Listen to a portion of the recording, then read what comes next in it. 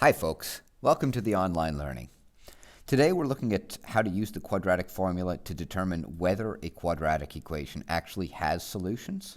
And we touched on this briefly in the last class, and we found that some equations we were able to solve using quadratic formula, and some we were not able to solve, not because they were tough to factor, but because there was no solution at all. So here is the quadratic formula up at the top. If you've got a trinomial, ax squared plus bx plus c, then the quadratic formula is negative b plus or minus the square root of b squared minus 4ac all over 2a, all over 2a. This is my early morning singing voice. So what I'm going to ask you to do is pause the video and insert those coefficients and to solve each of these three equations here. So if you want to pause it now, and then you can unpause to check your solutions. So if you put in your values correctly in the quadratic formula and you simplified, these are the results you should have. Question A has two different answers, x equals 1 and x equals 3. B has x equals 2, and C has no solution at all. If you got those values, then you're ready to move on. If you didn't, then I want to go through putting in the coefficients. So if you got the values, you can skip ahead. I'll put at the bottom of the screen a suggestion for the timestamp to skip to. All right, so subbing into the quadratic formula. Let's take this first one. We would have an a value of 1, okay, a b value of negative 4, and a c value of positive 3. So if I put those into the quadratic formula, I have x equals negative b, so negative 4, plus or minus the square root of b squared, I'm going to put it in brackets, minus 4 times a, which was 1, times c, which was 3. I need to continue that square root. And this will all be over 2 times a. That's color coding how each of those values are going in. Now let me just simplify. So in the next step, negative 4, boo, that's just 4. Plus or minus, negative 4 squared, that's just 16.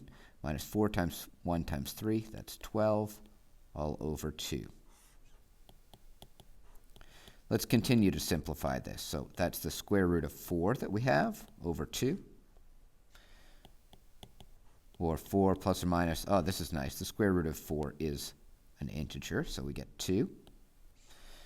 And so that means we have two solutions. One solution is 4 plus 2 all over 2, okay, which will give us 3 because it's 6 over 2. Or we have 4 minus 2 over 2, which would be 2 over 2, or just 1. That's how we get those two answers. Now somebody's probably saying at this point, this one was easier to factor. Absolutely, it would have been simpler to factor this, but we want a little practice with the quadratic formula. Let's try the next one.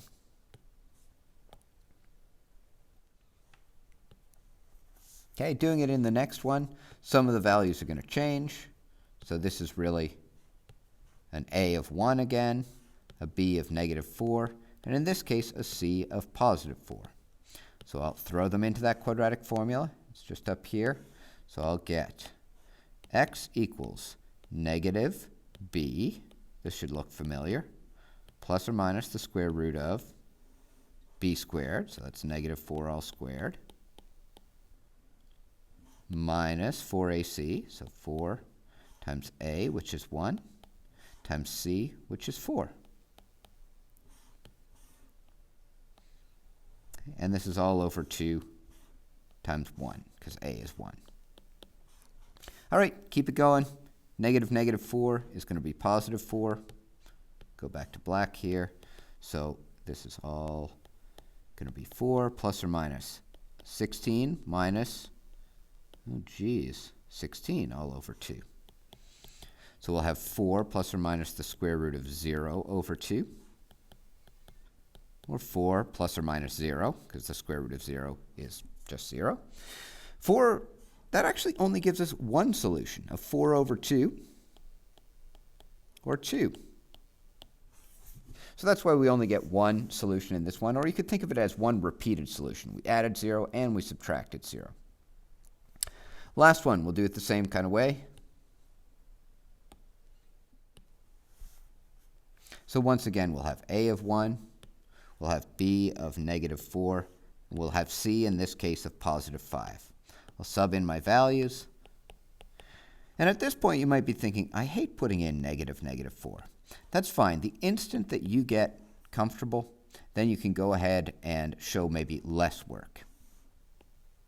Okay, this is all over something, plus or minus the square root of b squared minus 4ac. A is 1, c is 5, in this case, all over 2a. 2 times a. Okay. All color-coded up. That's where we're getting our values. And now we're just going to simplify. So -4 is 4. This will be -4 squared is 16 minus 20 all over 2. Or 4 plus or minus the square root of -4 over 2. Oh dear, that is not a real number. So that means that there are no real solutions. So I really should say that here, no real solutions. But we're sticking to the real number system for this course. As soon as you're trying to take the square root of a negative, you know that things aren't going to work out. Therefore, there are no real numbers that make that equation true. So we ended up with 3 different situations, one which had 2 solutions, one which had 1, and one which had 0. And the whole thing that really determines whether they have 0, 1, or 2 solutions is what's happening under this square root sign. Let me pick a nice color here in purple. This part here determines whether there are going to be any roots at all. If that part is positive, then you're going to have two different solutions because you'll be adding and subtracting a distinct number. If that part in purple is 0, you'll just have one solution like we did in B. And if that part is negative, you'll have no solutions because you can't take the square root of a negative.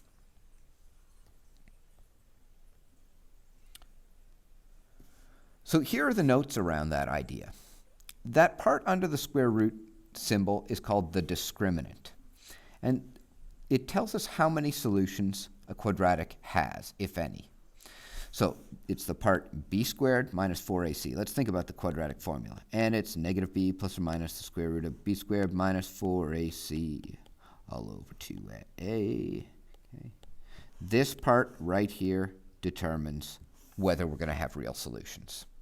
If it's positive, then you're going to have 2 different numbers, 2 different real answers. If it's 0, you'll only have a single repeated root or a single repeated solution. That's sometimes called 2 identical roots. And if the discriminant is negative, there are no real roots.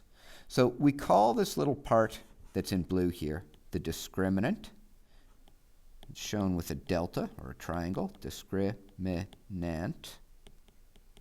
And it's just the part of this quadratic formula that's under the square root sign, b squared minus 4ac. It also gives us another way to write the quadratic formula. If you want, you can just call the quadratic formula -b plus or minus the square root of the discriminant, this little part over here, all over 2a. And I have some math socks, and that's how it's written on my math socks. So you might say, well, why do I care about the discriminant? One of the reasons is that it can save you work. If you already know that there's going to be no solution, then you probably shouldn't put that much effort into trying to solve a quadratic. So we'll do that on the next page. Determine the nature of the roots, as in, are there 1, 0, or 2 solutions? Okay? And that depends on what happens with the discriminant. So I'm going to go and figure out my discriminant, which is b squared minus 4ac. Let's check this out. In this question, b is -3, a is 1, and c is 4. That means the discriminant is going to be 9 minus 16, or the discriminant is negative 7.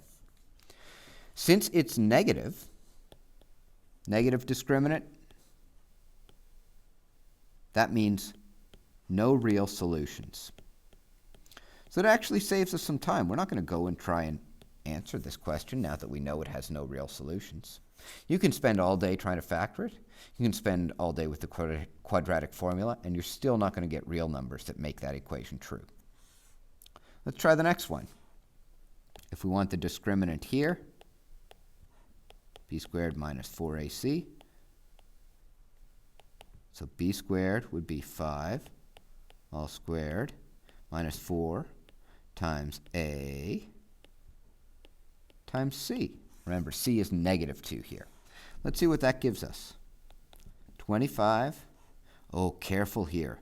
This would be positive 24. So we'll have 49. Okay.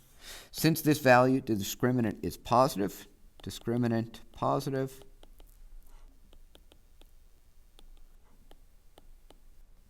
two real solutions. And so now you might want to go and actually solve it. And if you did, using the quadratic formula, you can use that neat little shortcut that it's negative b plus or minus the square root of the discriminant all over 2a. So it would be negative 5 plus or minus the square root of the discriminant, which was 49, all over 2a, or 2 times 3. Okay. And we could follow that through. It's not what this question is asking, but we're almost there now, so we might as well see what's going on. Plus or minus 7 all over 6. Aha, so that gives us two possible answers. It's either x is negative 5 plus 7 over 6, or x is negative 5 minus 7 over 6. Let's see. Negative 5 plus 7 would be 2/6. This would be negative 12/6. So really, those are answers of 1/3 and negative 2. But again, this question really only asked us, are there going to be real solutions? And if so, how many? Let's do one last one. I'm going to figure out the number of solutions that will occur, real solutions that will occur on this one. So discriminant is b squared minus 4ac. This is really painful because it's got all these decimals.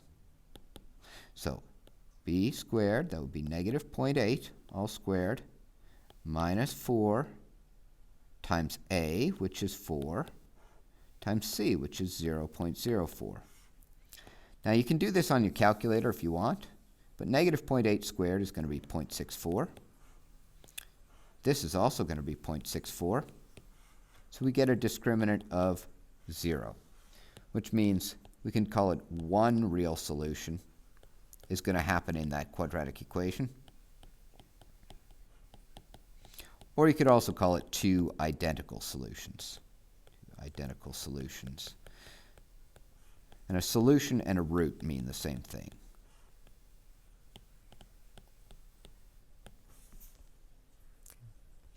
So let's do a little bit of practice on page 26. You can pause the video, maybe do a couple of these questions. You can optionally do this you be the teacher question.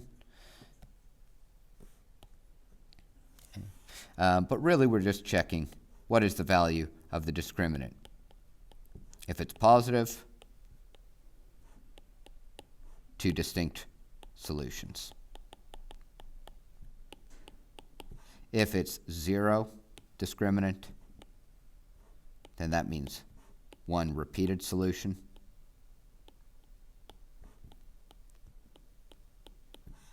And if it's negative, no real solutions.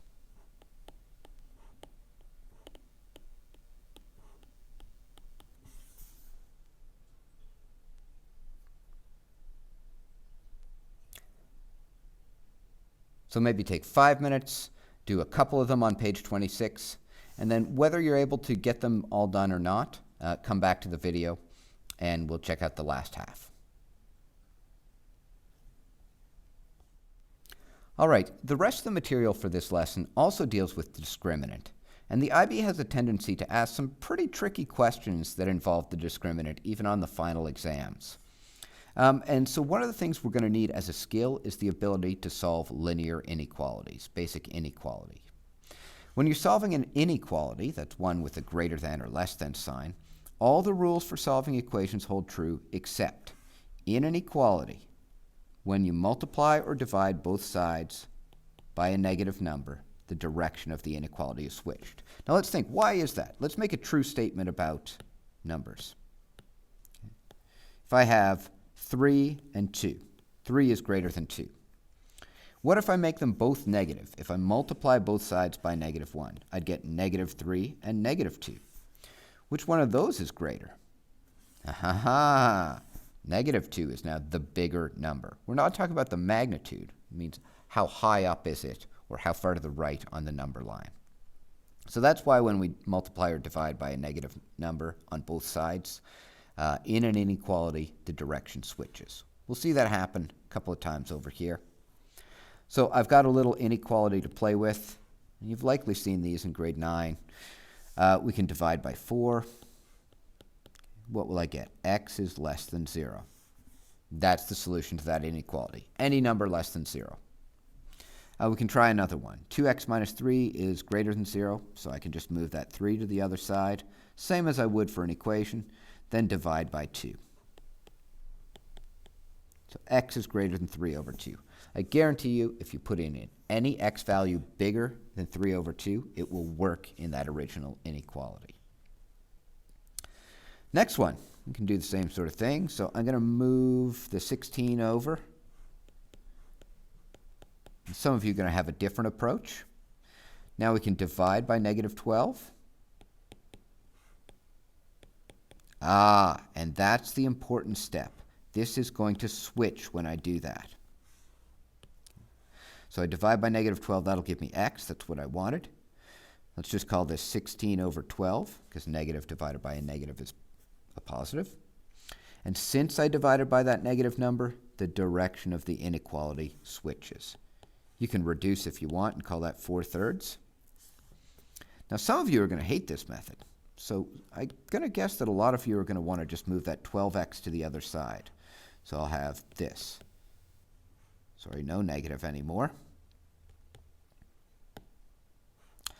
16 is greater than 12x. Now we just divide by 12. And since we're dividing by a positive number, we don't need to worry about any of this switching business. So I'd have x and 16 over 12, or 4/3. Now let's look at those two answers. Did they both mean the same thing? Absolutely. If you read the first one from left to right, it's saying x is less than 4/3. If you read the other one the other way around, it's still saying x is less than 4/3. In math, we tend to prefer the variable to come first. So we prefer x less than 4/3, but either one's fine. Okay, so one last one. Maybe you want to pause the video and try this one yourself. And we're back. So I'm going to move over my 25. I'll have -8t is less than -25. I'm going to divide by -8. I'll just write it here. Divide both sides by -8. And what will I get? I'll get t. I'll get -25 over -8, which I know is just 25 over 8. And the direction is going to flip. People who did it the other way round are going to find this. They'll go and put their 8t on the other side, and then they'll just divide by 8. These are the same answer. Okay, so you only need to show one of them, and we prefer this one over here, but this is also correct. So the question that lingers after all this is, what does any of those inequalities things have to do with quadratics or discriminant? Now the IB's favorite gag is to put the variable in an unusual spot, and this is a key question around that. We've got, for what values of m does mx squared plus 2x plus 3 equals 0 have two real roots? And we have to do a little bit of thinking here. As soon as it says two real roots, it gives us the number of solutions. That should make us think of discriminant. And if the discriminant is positive, then we'll have 2 real roots. So this is telling us discriminant is positive. Okay, how do we show that mathematically? For the discriminant to be positive, we're saying this: the discriminant is greater than 0. And remember that the discriminant is b squared minus 4ac greater than 0. So let's check it out. We can put in our variables. Now, what's weird here is that b is 2. We know that. So b squared would be 2 squared. We know that 4 is just 4. We know that a is m here, so that's kind of tricky. And then lastly, we know that c is 3. That whole thing has to be greater than 0 for us to have 2 real roots. So let's just solve this inequality. We'd have 4 minus 12m is greater than 0. Okay, let me solve that my preferred way, which is keeping the variable on the left. I'm going to divide by negative 12, and that's going to give me m. I'm going to have negative 4 over negative 12. And since I divide by a negative, the direction of my inequality changes, where m is less than a third. Okay, that's saying that if we have m less than a third, then this is going to have 2 real solutions. We'll check it out graphically in a minute, but let's just finish off the problem. It's setting up 3 different scenarios for us. The next one says 1 repeated root, or just 1 solution. If that happens, then that means the discriminant is 0. So this is a separate question. And we're wondering, okay, so for what values of m will we get a discriminant of 0? Let's check it out. We'll put in 2 for b again. We'll put in m for a.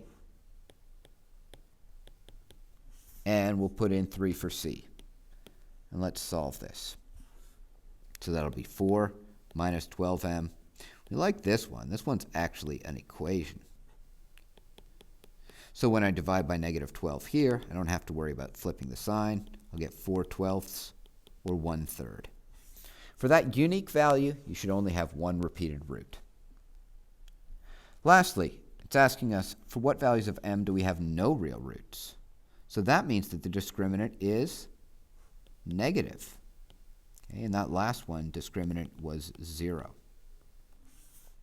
And it's because we have this extra variable involved that we think about this. So discriminant is negative. That means it's less than 0. Or b squared minus 4ac is less than 0. Now, you can probably reason out what the scenario is going to be based on the last 2, but let's just follow it through. Let's sub our values in. So we can put in 2 for b. Right, it's just up here. 2 squared minus 4 times a. A is just that m. And c is 3. And that has to be less than 0. Okay, I can go through the process again. So I'll have 4 minus 12m is less than 0, or negative 12m is less than negative 4. Divide by negative 12, I get m, negative 4 over negative 12, and the direction changes. So we get m is greater than a third. These are our 3 scenarios. If m is less than a third, you'll have 2 real roots. Okay, that's what we showed over here. If m's equal to a third, then you'll have 1 repeated root. And if m is greater than a third, you'll have no real roots. If you want some confirmation of that, let's just pick a number greater than a third. Let's think about, I don't know, even m is 2. If I take this equation and put in a 2 for m, and I try to solve it using quadratic formula or any other method, I guarantee you won't be able to solve it. On the other hand, if you put in, say, negative 1 for m, something that is less than a third, I guarantee you'll get 2 roots. Here's the practice from the old text around that. And there are also worked solutions that you can check out from the Google Class site. Let me know if you have questions. I'll be in Google Meet in a few minutes here, and take care.